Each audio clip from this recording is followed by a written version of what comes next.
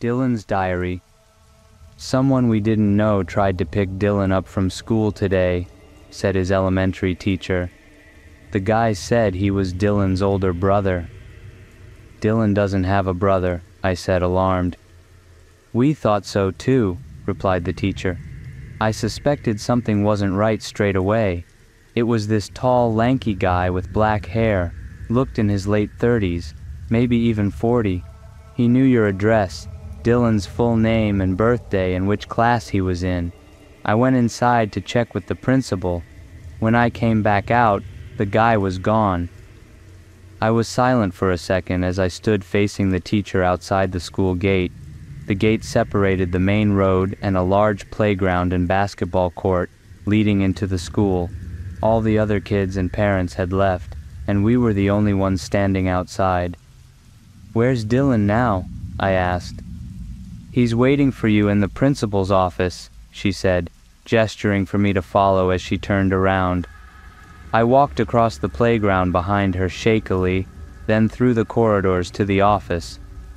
My 8-year-old son Dylan sat on the couch in the principal's office, still as a stone. The principal sat behind her desk, and there was a cop standing next to her. "Hey, buddy," I said. "You okay?" Dylan looked at me blankly. My Dylan was always a quiet boy. It was just the two of us at home at the time. I was a single dad. My late wife Angie, Dylan's mother, died a year prior. She'd been hit by a car while cycling around a sharp bend, and they never identified the driver. I won't go into any more detail here, as frankly I'd rather not relive that period, but safe to say it destroyed me. I tried to pick up the pieces and stay strong for Dylan. Was I doing a good job? Only God knows. I received no feedback. Since then, Dylan became even more withdrawn, pretty much remaining silent until spoken to. He was seen by a child psychologist and various other members of the welfare team at school, but after assessment, they were sure he didn't have autism or the like. He could speak up when he was pressed. He was just shy and preferred to keep to himself. The cop confirmed I was Dylan's dad, then asked me a few questions. He finally told us they'd try and find the guy and to report if we ever saw him again. The principal and teacher said a few things. It was a blur. All I remember is sweating profusely with my knees shaking, trying to comprehend the fact that someone had tried to kidnap my son. "Dylan, you didn't know that man, did you?" asked the principal. Dylan shook his head. I was on edge after that day. Dylan was my whole world, all the family I had left, and I couldn't stand the possibility that he could be in danger. It made me sick. Who was this bastard? Why my son? Did he know us, or was it some random creep? I always walked Dylan to and from school thereafter, and was never late to pick him up again. Meanwhile, Dylan himself didn't seem rattled in the slightest. He never mentioned the incident unless specifically asked. At the time, I thought he was just timid and didn't want to cause trouble. A couple of weeks later after the incident, the same homeroom teacher called me during her lunch break. She said one of the kids in her class saw Dylan talking to a man through the school fence. When she rushed out, the man was gone. When Dylan was asked about it, he said he hadn't been talking to anyone. The girl who apparently spotted him was questioned further, and she was adamant she saw Dylan talking to a tall, lanky man with messy black hair. The cops were called again, did a quick search of the perimeter of the school, but they found no one suspicious. That afternoon, I sat Dylan down at the kitchen table. "I won't get angry. I just need you to tell me the truth," I said, trying to steady my nerves. "Did you or did you not talk to a stranger today at school? Yes or no?" He shrugged. Getting an answer out of him was harder than drawing blood from a stone.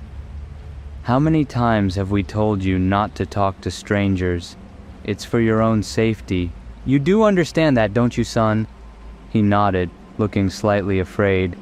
I realized I had raised my voice and felt guilty immediately. Exasperated and running on 2 hours of sleep, I left him at the dining table and went straight to bed. That night, I woke at 2 a.m. and went for a bathroom trip. I decided to check on Dylan while I was at it. He wasn't in his room. I called out his name and looked around in the living room and kitchen, getting more frantic as the seconds ticked by. I checked wardrobes, corners, even in cupboards which made no sense to look in as he'd never fit in them. But I was desperate, thinking he'd been kidnapped. I went out into the street, yelling his name as I ran up and down it like a maniac to no avail. As I came back into the house ready to call the police, I looked in Dylan's room for one last check. He was sitting up on his bed, wide awake and staring back at me. "Where were you?" I asked, relieved but still alarmed. "I was here," he replied. "No, you weren't. I was looking everywhere for you, and you weren't in here." I was. Had I imagined all of that? I shook my head, feeling a migraine coming on. "Just stay in your room, okay? Don't scare me." I thought my eyes had deceived me somehow, and the paranoia was getting to me. Perhaps I should have paid attention to the fact that the window was wide open. About a year after those incidents, I heard a knock at my apartment door. I was inside doing some paperwork while Dylan was in his room playing Minecraft. I was on alert immediately. No one ever knocked on the door. We lived in a block of apartments, and friends or acquaintances would always wait outside the main door, ring the doorbell, and I would greet them downstairs. This meant it was likely an upstairs or downstairs neighbor who needed something. I had a few of their numbers from when we moved in, for contact should the need ever arise, but we weren't close at all. I wondered what could be the problem. I walked up to the door and looked outside the peephole. There was no one there. Odd, I thought. Perhaps I had heard something. Those random occurrences were commonplace now, and second-guessing myself was just in my nature at that point. As I walked back to my desk in the living room, I heard another knock. Something was up. I walked up to the door again. No one seen through the peephole. Was someone pranking us? I stood just behind the door and texted my upstairs neighbor, asking him if he'd knocked on the door. A few moments later, I heard footsteps upstairs that went in the direction of the door, then hurriedly back into the apartment. I then received a text back about a minute later. "Do not open the door. There's a guy with a huge knife crouching hiding right next to your door." My phone buzzed again. Another text from my upstairs neighbor. "Calling cops right now. Stay inside." I froze as all the hairs on the back of my neck stood up. I was paralyzed for a few seconds. When I came to my senses, I tiptoed to Dylan's room.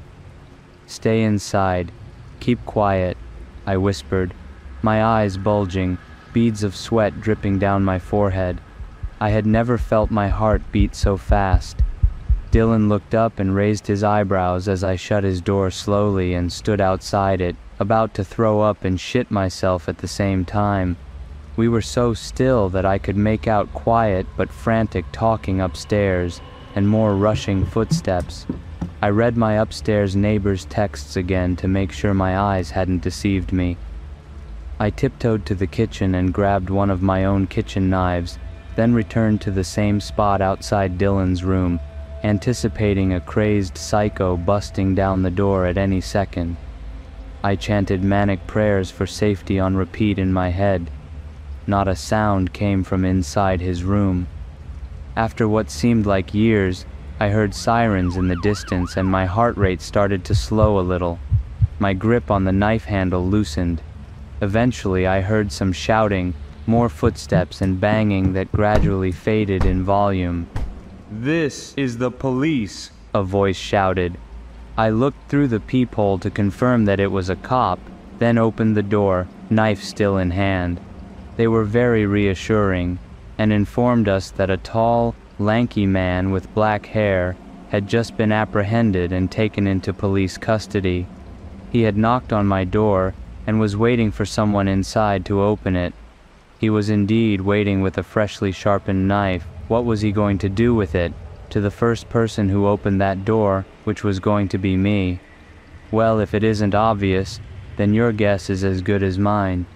This guy's name was Gregory. He seemed to bounce around from place to place with no permanent address, even traveling between states and doing petty crimes like theft, harassment, and occasionally stalking minors.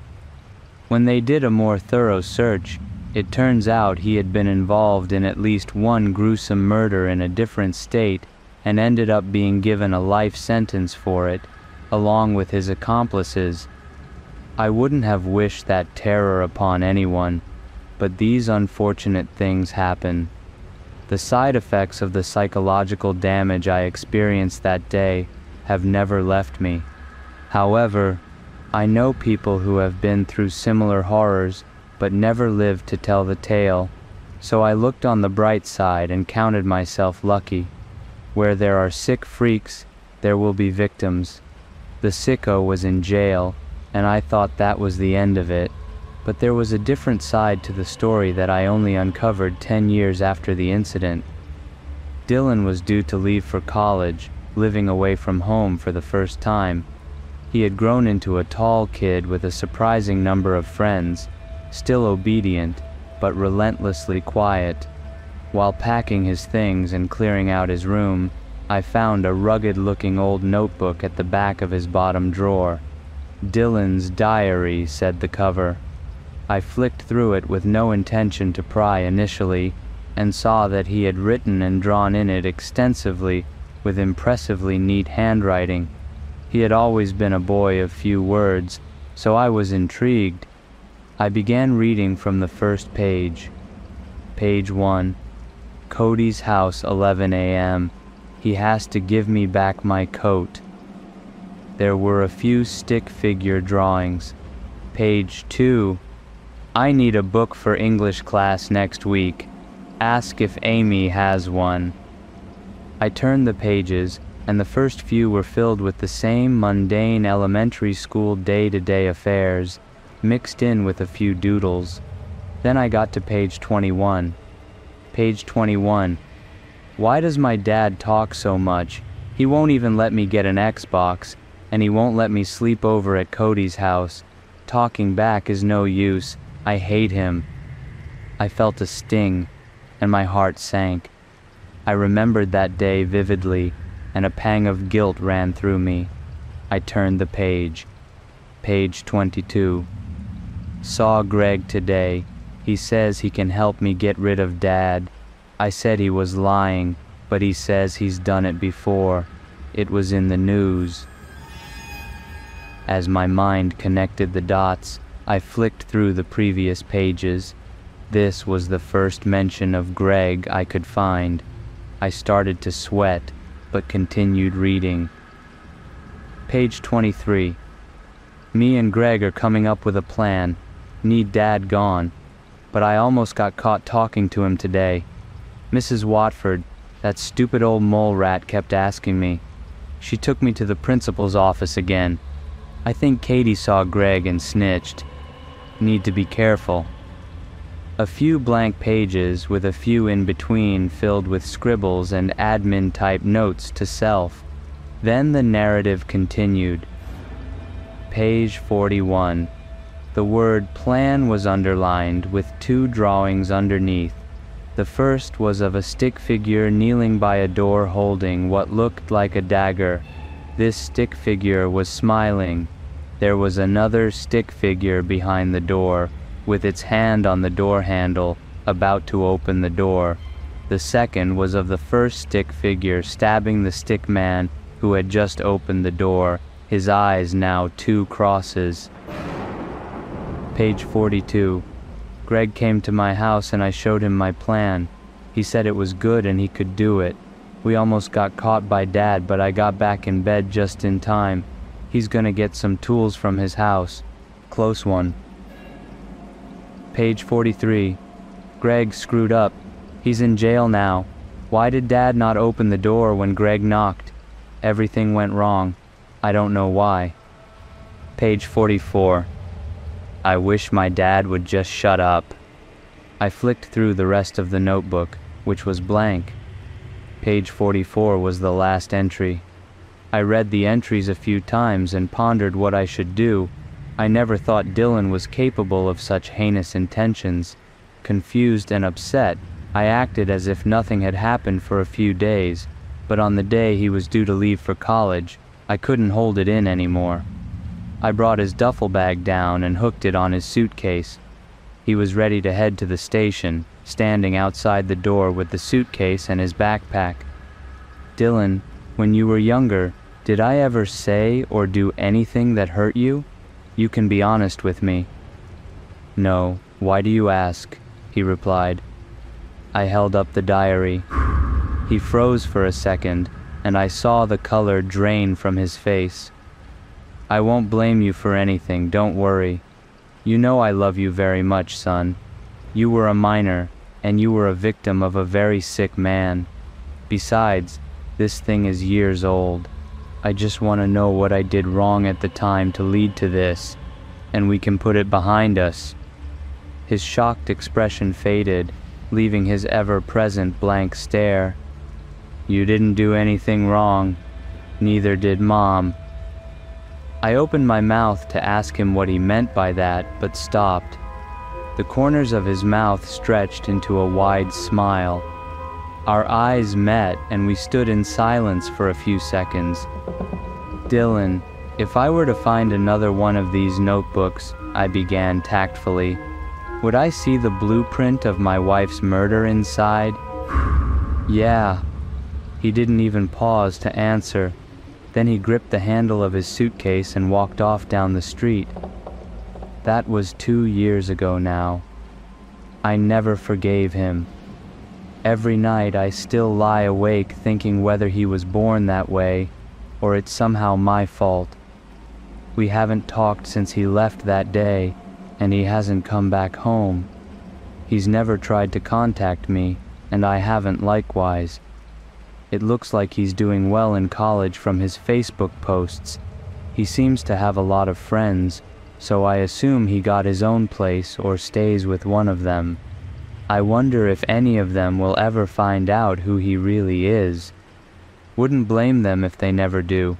After all, I still don't know who my son is, and I raised him for 18 years.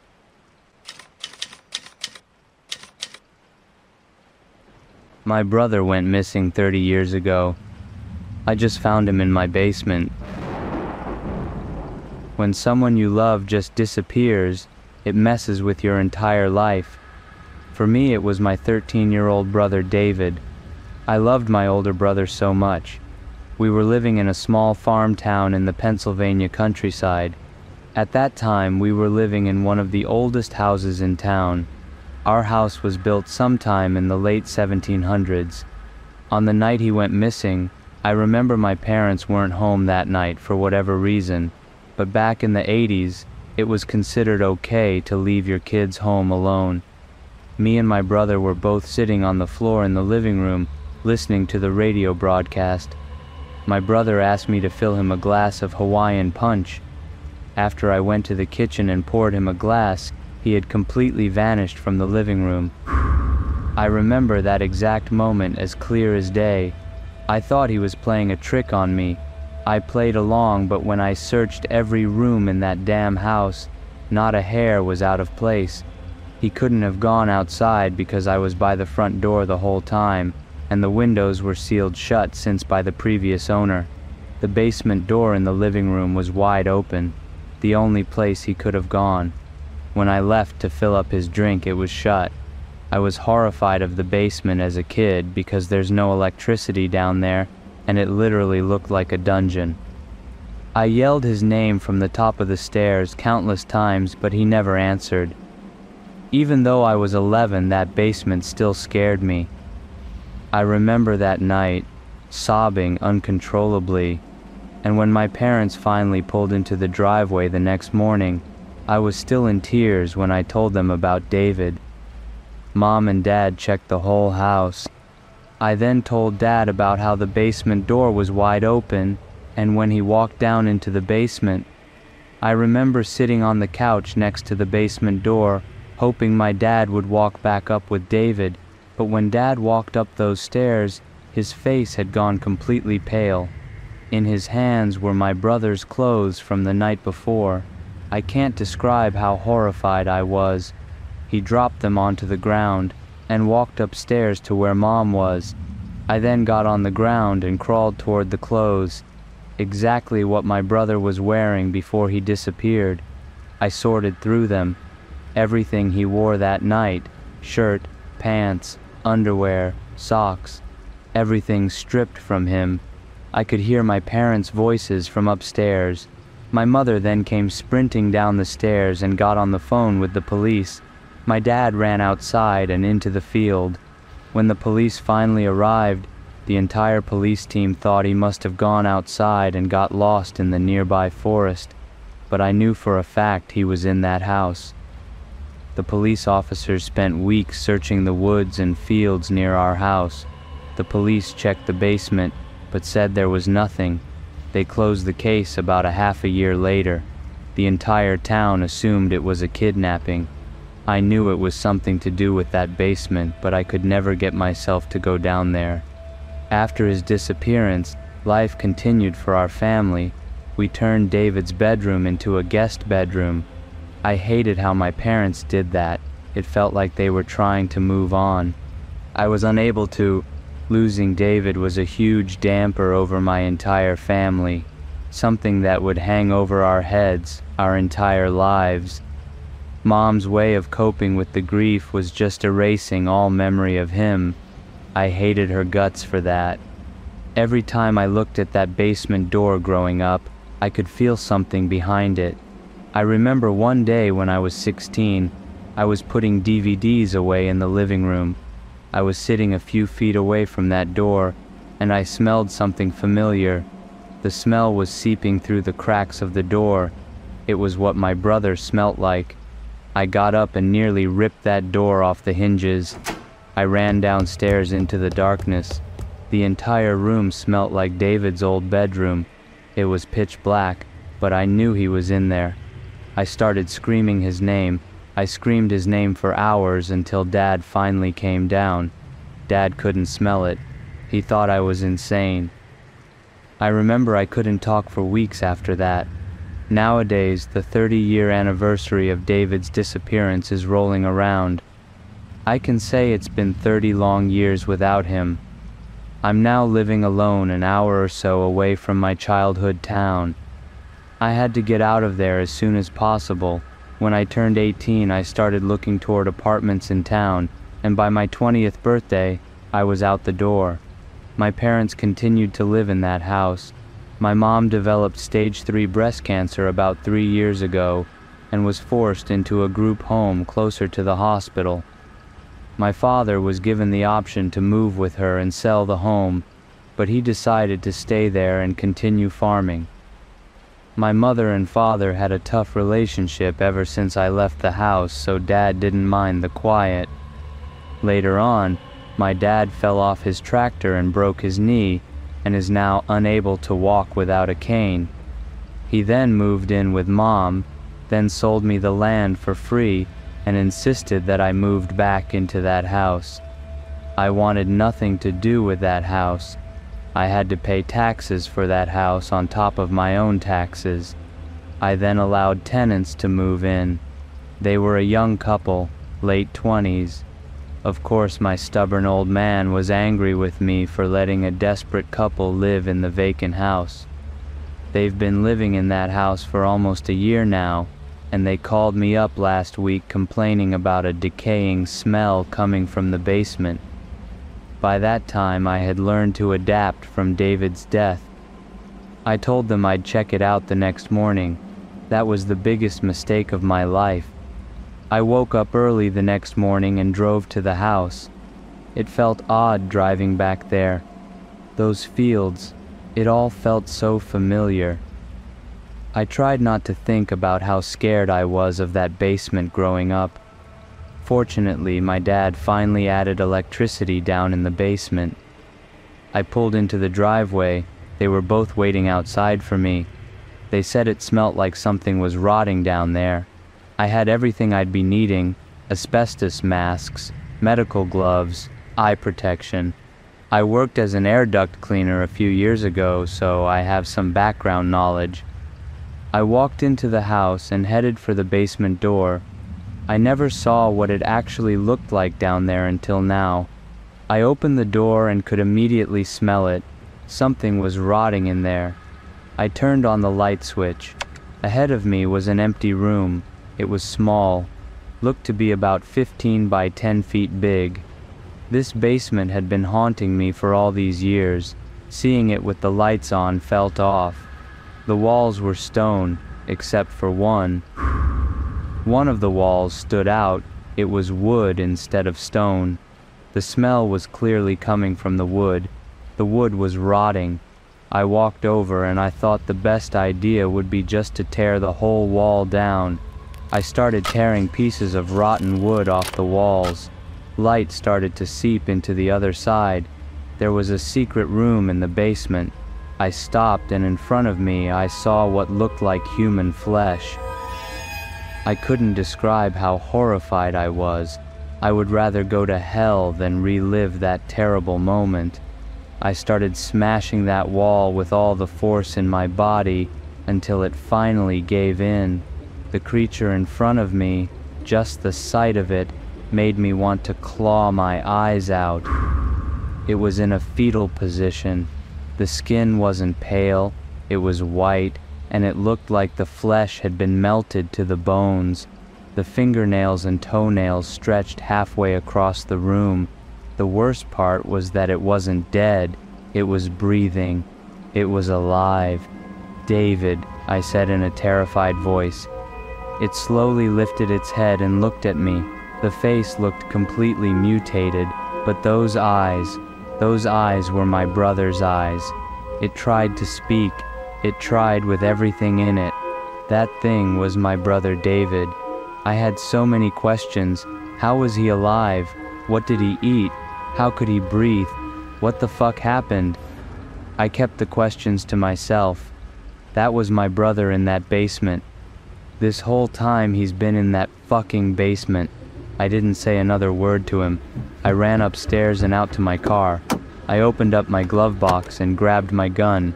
By the time I got downstairs, David had stood up, dragging his long nails behind him. "Julian," he growled. I then shot him in the head. At the top of the stairs were the tenants questioning the gunshot. They walked down the stairs to investigate. By the time I heard them scream, I was already out the door and backing out of their driveway. I didn't shoot David because I was scared of him. I shot him because of how awful the situation was. That was 2 days ago. I've been driving ever since. The only time I stopped was to fill my gas tank. I don't know where the hell I am. Last time I checked, it said I was in Kansas. I don't know what to do. Should I join Davis in the afterlife, or should I try to move on? The most sickening thing is not knowing what happened. What the fuck happened? I keep asking myself, what the hell happened?